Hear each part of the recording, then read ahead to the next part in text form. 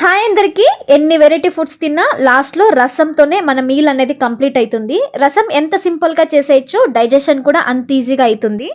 అలాంటి ఒక సింపుల్ రసం చేసేదానికి ముందుగా ఒక బౌల్లోకి 1/2 లీటర్ వాటర్, 3 టమోటాలు కూడా వేసుకొని టమోటాలు మెత్తగా ఇంతవరకు బాగా బాయిల్ చేసుకొని పూర్తిగా చల్లారనింకా చేత్తోని బాగా స్క్వీజ్ చేసుకొని టమోటా పల్ప్ అనేది పక్కకు తీసేయాలి.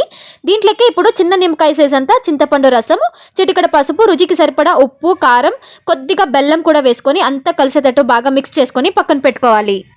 ఇప్పుడు రసం పౌడర్ కోసం మిక్సీ జార్లోకి తెల్లగడ్డ, ఎండుమిర్చి, 1/2 టేబుల్ స్పూన్ జీలకర్ర, మిరియాలు కూడా యాడ్ చేసుకొని ఇలా ఫోర్స్గా గ్రైండ్ చేసుకొని ప్యాన్లోకి కొద్దిగా ఆయిల్, సాసులు, జీలకర్ర, మనం గ్రైండ్ చేసి పెట్టుకోండి రసం పౌడర్ అండ్ కరివేపాకు కూడా యాడ్ చేసుకొని 1 నిమిషం పాటు బాగా ఫ్రై చేసుకొని డైరెక్ట్గా రసంలోకి వేసుకొని రసంని ఇంకొక 10 నిమిషాలు మీడియం ఫ్లేమ్లో బాగా బాయిల్ చేసుకున్నారంటే గుమ్మలాడే రసం రెడీ అయిపోతుందండి. లాస్ట్లో కొత్తిమీరతో సర్వ్ చేసుకున్నారంటే అద్దిరిపోతుంది. వీడియో నచ్చితే లైక్ చేయండి.